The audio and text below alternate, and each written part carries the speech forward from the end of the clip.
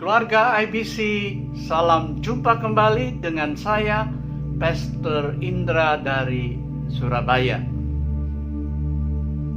Renungan firman Tuhan hari ini berjudul Hidup itu Anugerah Allah, yang terambil dari kitab Kejadian pasal 22 ayat pertama sampai dengan 14. Keluarga IBC, selama bertahun-tahun saya sudah berulang kali membaca cerita kepercayaan Abraham di uji ini.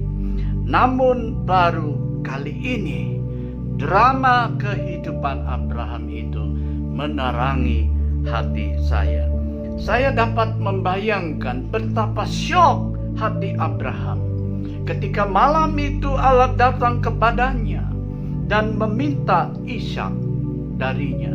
Bertahun-tahun lamanya Abraham dan Sarah telah memohon seorang anak dari Allah. Dengan doa dan iman, akhirnya mereka dikaruniai seorang anak laki-laki oleh Allah. Tetapi sekarang anak itu diminta kembali oleh Allah.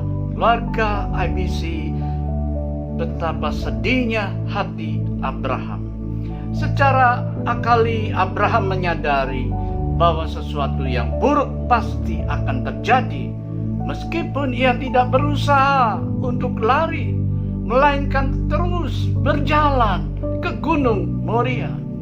Namun di dalam hatinya, saya percaya ia juga berharap bahwa sesuatu akan muncul untuk mengubah sesuatu yang buruk tersebut. Dan benar, di saat yang tepat Allah telah menyediakan domba untuk menggantikan Ishak sebagai korban bakaran. Oleh karena itu, keluarga IBC, dalam kesempatan hari ini izinkanlah saya berbagi dengan saudara sebagai teman sepergumulan tentang 3 jalan yang mungkin dapat memimpin kita keluar dari kegelapan hidup ini ketika kita mengalami beban dan penderitaan, sakit penyakit yang berat, atau bahkan kematian orang yang kita kasih. 2 di antaranya merupakan jalan buntu, sedangkan 1 yang lain adalah jalan keluar.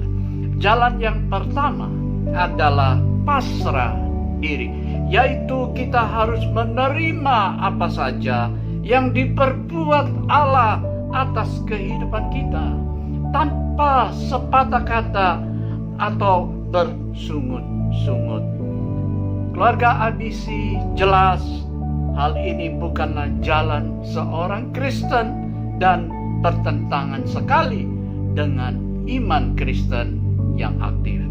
Jalan yang kedua adalah berharap mengerti semuanya. Dengan kata lain, jalan ini berusaha untuk menjelaskan secara lengkap segala sesuatu yang masih berserakan dalam sebuah jawaban yang rapi.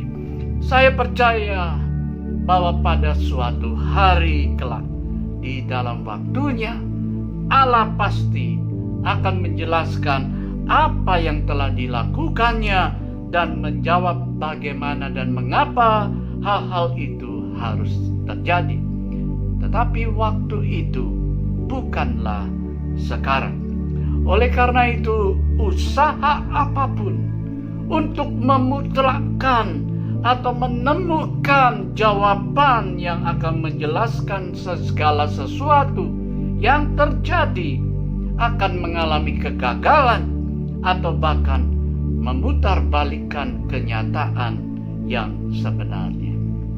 Keluarga IBC, masih ada 1 lagi jalan yang merupakan jalan keluar yang sesungguhnya bagi penderitaan hidup, yaitu bersyukur. Dan yang sangat menarik adalah justru hal inilah yang menjadi dasar bagi kisah Abraham dan Ishak. Pada awalnya saya merasa bingung dan ingin tahu Macam apakah Allah pencemburu itu yang menginginkan seorang anak kecil sebagai tanda kesungguhan? Tetapi ketika saya mempelajari lebih dalam lagi tentang pernyataan Allah di dalam Alkitab, saya akhirnya menyadari bahwa kecemburuan Allah bukanlah maksud dari kisah Abraham dan Ishak. Apa yang sebenarnya ingin Allah ajarkan kepada Abraham di sini dan di sepanjang hidupnya adalah suatu pemahaman yang mendasar bahwa hidup itu anugerah, pemberian semata-mata. Keluarga IBC, demikianlah hidup ini juga suatu anugerah Allah yang patut diterima dan dijalani dengan ucapan syukur. Kisah tentang Abraham dan Ishak ini sengaja diberikan oleh Allah sebab manusia telah kehilangan cara pandang yang sedemikian rupa tentang kehidupan. Sebaliknya mereka mencoba untuk memiliki hidup ini sepenuhnya seolah-olah miliknya sendiri. Namun sesungguhnya hanya jika hidup ini dilihat sebagai anugerah dan diterima dengan perasaan syukur, maka kita akan mendapatkan sukacita dan kebahagiaan hidup yang sejati dari Allah.